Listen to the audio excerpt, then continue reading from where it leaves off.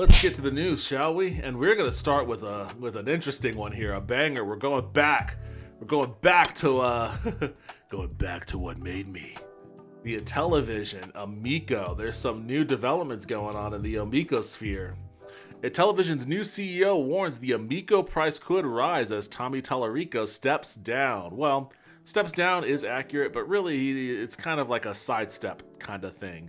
Tallarico will remain as company president, while Phil Adams takes over as CEO.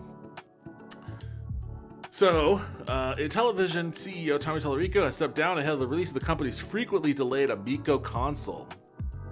Tallarico, who will remain president of Intellivision, has been replaced by Phil Adams, the company's former chief revenue officer. In the past, Adams was president of Spectrum Holobyte between 1983 and 1990, and Interplay Entertainment between 2002 and 2004. Interplay. I remember those guys.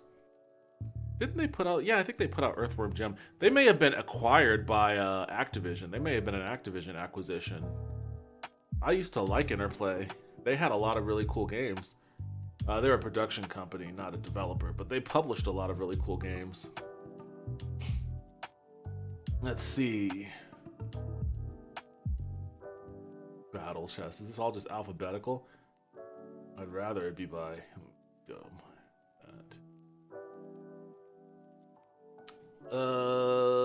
Wow, I DOS 2 towers. Boogerman. I remember Boogerman. Clay Fighter, Earthworm Jim, obviously, Frankenstein, Kingdom, Loaded. Oh man, I've seen this game so many times as a kid.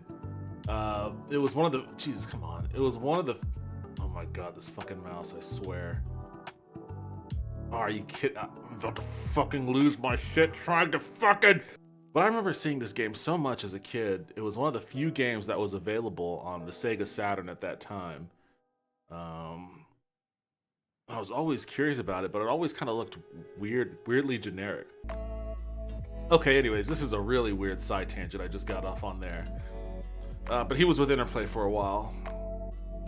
Phil Adams, the new CEO of Intellivision. As a business closing in on the last phase before launch, Tommy felt it important to provide focused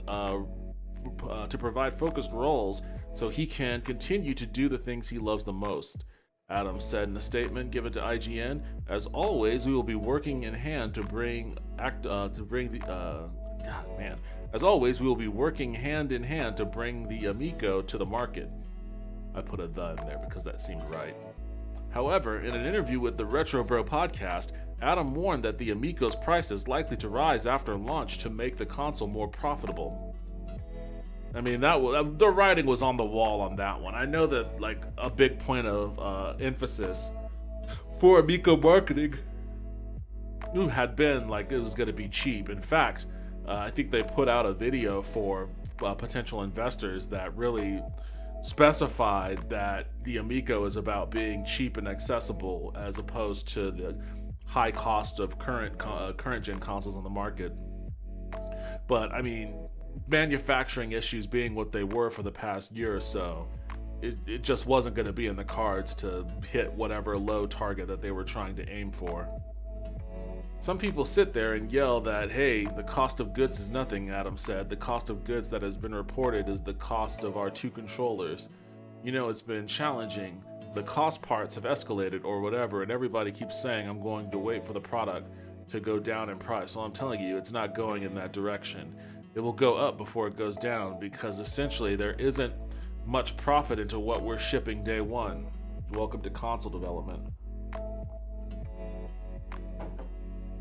Adam also confirmed that one of the Amico's key principles, that digital games will cost no more than $9.99, will likely be abandoned for bigger or licensed titles. Oh man, the Amico is already selling out. What a shame. What a shame, it's already selling out. We're gonna see Call of Duty, Call of Duty Amico Warfare. And they'll probably, you know what? Before long, they're probably gonna have DLC as well. You know, they're itching for the money. This thing has been delayed and delayed and delayed, and they've had hardships with manufacturing and all this other sort of stuff. And, they're paying salaries still. They're paying salaries and contracts are being extended and all of this sort of stuff. Like, the time is costly. They're going to have to try to get that money back somewhere. And where that money can be found is just sitting right there. It's a lodestone just waiting to be tapped.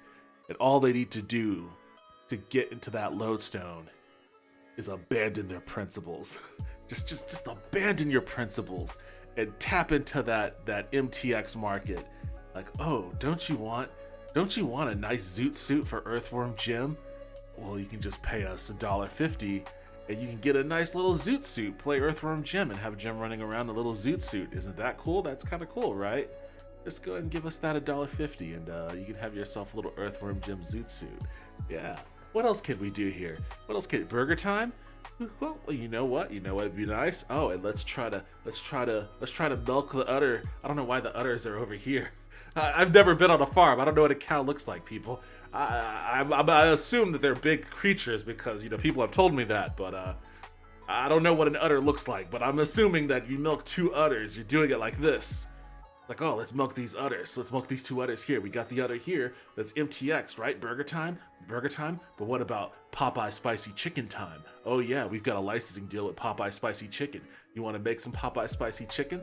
Oh sure, that's not that big of a deal. It's only like a 50-cent DLC on that one. Just toss us a couple quarters. You can start making Popeye's Spicy Chicken in your Burger Time games. Yeah, we've got a marketing deal with Popeyes for that too. So we're getting our beak wet all over the place on this one. Just tap into that lodestone and you can get so much wealth out of it. Come on, Intellivision. Come on, Amico. You know you want to do that. You know you want to get in on that. Adam also confirmed, okay, yeah, I just read that.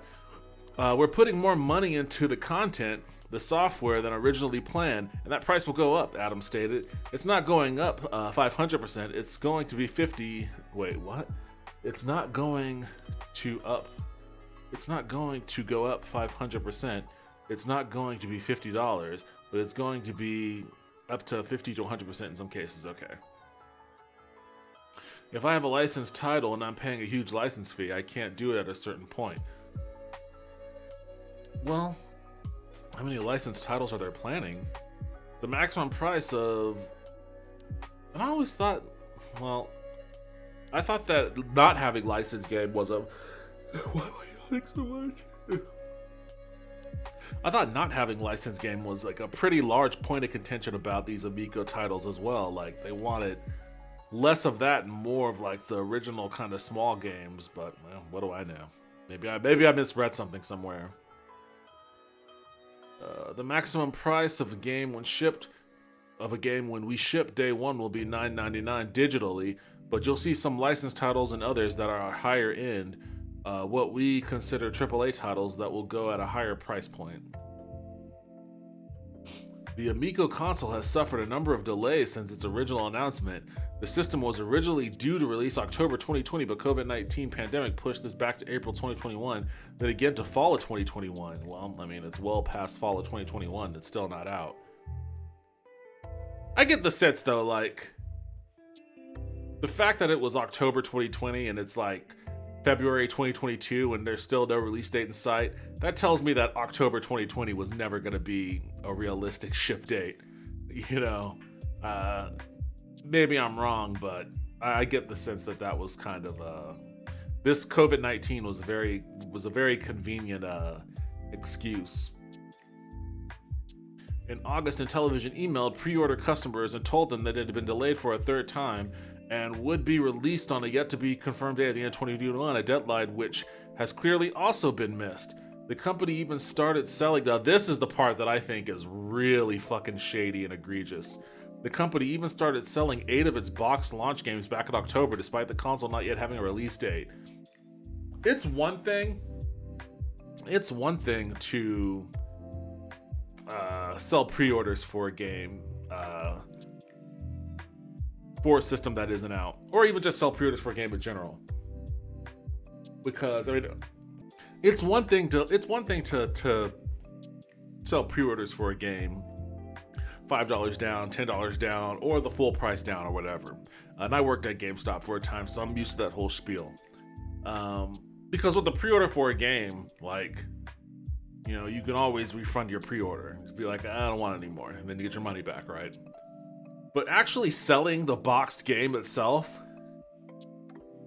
like I think there's a law that states that you can't, and I don't know how pre-orders factor into the equation, but there's a law that states that you can't really sell a product we can't sell a product, you can't make a sell on a product that isn't available to the consumers within a certain amount of time. So like, I can't sell you at full price a walkie-talkie that isn't going to be made available to you like until 3 months out in advance. This is a lot of why when you do see pre-sales for products, and this happened with my cap shield over here. Did my thing? God damn it! I gotta figure this. Oh, it really? And it froze on that? Oh my god.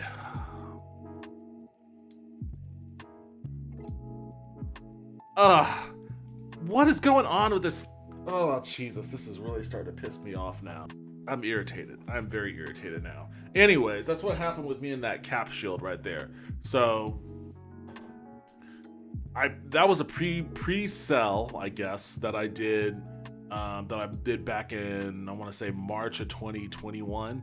And when I did that, I went on the Disney site, put in my information, whatnot, hit purchase or pre-purchase or whatever. But what happened was they basically, and you'll see this sometimes, they're like, we're not going to run your credit card until, the shipping date can be confirmed and all that sort of stuff. So they held on to my information. They didn't swipe my credit card until like September, October, whenever that was that I got that thing. And by that time, I had completely forgotten that I'd gotten it. And like randomly, I had a $150 charge on my card, and I was like, "What the fuck?" And I saw where it came from, and I was like, "I thought that I bought that years or months ago. Like, why is it?" And like, "Oh, okay, because it was a pre-order. They can't legally take your money and then not give you a product, and like just be like, oh, there's the promise of a product down the line. So like they will take your money." Or they'll take your information to take your money, but they won't actually run a charge until they can ship your product within the window that they're legally obligated to ship that product to. So now it's a little bit different with this because, the product itself is just it's just a box game. And yes, you need the console to play it, but the product itself is its own SKU. So like technically if it's a manufactured game that they can send to you and you can hold and put on your shelf or whatever, then that is the end of their transaction. They've met their obligation. Like, you paid them money and they sent you a boxed game. So selling those boxed games, while legally it's probably okay on the up and up, the idea that your ability to actually make use of that product is contingent upon a console that may or may not come out, and there's no release date for it, and they started selling these in October, and it's March, and there's still no launch date for it. To me, that's ostensibly the same thing as, we're going to take your money and then not tell you when the product is actually going to be in your hands. Like, those Amico discs or cartridges or whatever, they're worth nothing right now. They're nothing. It's just they may have. It's like an, it's just north of an NFT basically. Like, they may as well have just sent them a postcard with a picture of the game on it for all the value that it has for them. It's just plastic in a box. So, if even that actually, I'm under the impression that there is no like actual cartridge or anything like that to actually put in this thing for the physical boxes. I think it's just like a manual and some art on that, and then like a product code that you enter to like activate your download. So even still, like, this to me strikes me as a very, very shady practice, and a desperate one too. It just shows you how desperate they are for money, that they would go to this route to try to get its most dedicated followers to shovel money on the hope that maybe in the near future that thing that's wasting space in their shelf will actually have some use. In an extensive interview with VGC last year, Tallarico explained that the Amico is specifically aimed at families in that its entire ecosystem and library and game library revolve around safe, family-friendly gaming. To accomplish this, every game in the Amico library has to meet a set of criteria including no extreme violence, sexual content, bad language, DLC or microtransactions or in-game ads. Oops. I get the sense that this might change. Like, this is just boomer mentality right here, because like everyone is used to this shit now. Even the people that like groan and gripe the most about it are used to it, and especially like the kids that, you know, they're trying to market this thing to. They're not kids from the 80s. They're kids from the now, and kids from the now know all about like DLC and microtransaction and game ads.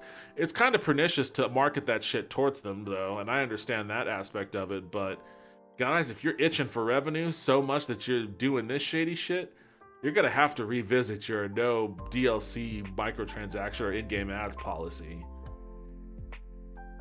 Every game will be rated E for everyone or PEGI 7 in Europe, and every game will include local co-op play. Well, there you go. They're still selling the promise of it, even though it looks more and more likely that this thing, I don't know. I mean, I don't think it's vaporware. I don't think it's vaporware. Like, and I don't think it's a scam. I think that it's as close to launch as maybe these guys might want people to think that it is. I think that they are hitting hardships that are more likely to sink the launch of this thing than it is to like just momentarily delay it. Because it's already been momentarily delayed from October of 2020 to March of 2022 and beyond. So I get the sense that, you know, they're trying. I think they're trying, but I don't think they're succeeding. And it's always a tough thing to succeed at. And they're targeting a very... I know that the whole family thing is like, okay, there are a lot of families out there. There are a lot of kids out there. It's a big demographic for... it's a big demographic for toys and for cartoons and media and whatnot. Like, there's a ton of money out there. But in the gaming space, this comes across as, like, very niche. Like... if you want to talk games for kids, Nintendo has that market cornered. And their shit's already portable.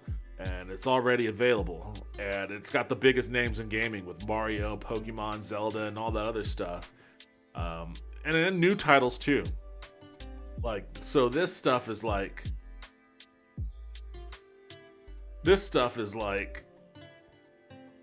super, super niche. And if they're as strapped for cash as they may seem that they are, then I just don't see how it launches, honestly. Okay, so there is a little cart with it, or what is that?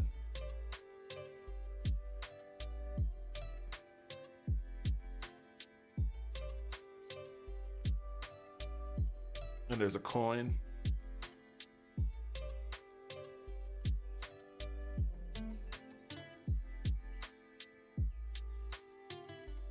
I guess I can unmute it and actually listen to him describe it, huh? Instead of just trying to infer it from silence. 80s, this. Now this, as you can see, it looks like the original Intellivision cartridges from the 70s and 80s, but this is an RFID card. John, why don't you tell them technically what's so special about that? Well, it's an RFID card that is also an NFT. That means this is tracked in the blockchain. Oh boy, I'm already done with that. All right, pass. We got the meat of the story out of it at least. Hey guys, thanks for watching this video. If you liked what I said, what Justin said, if you like the content we're providing, if you had any kind of laughs at all, even if you hate us, if you hate my guts, if you want to stab me, if you want to say all sorts of horrible things to me, cool. Like the video, subscribe. You'll get fed all sorts of shit you'll probably hate. And if you like us, you'll get fed all sorts of shit you probably like. So please and thank you.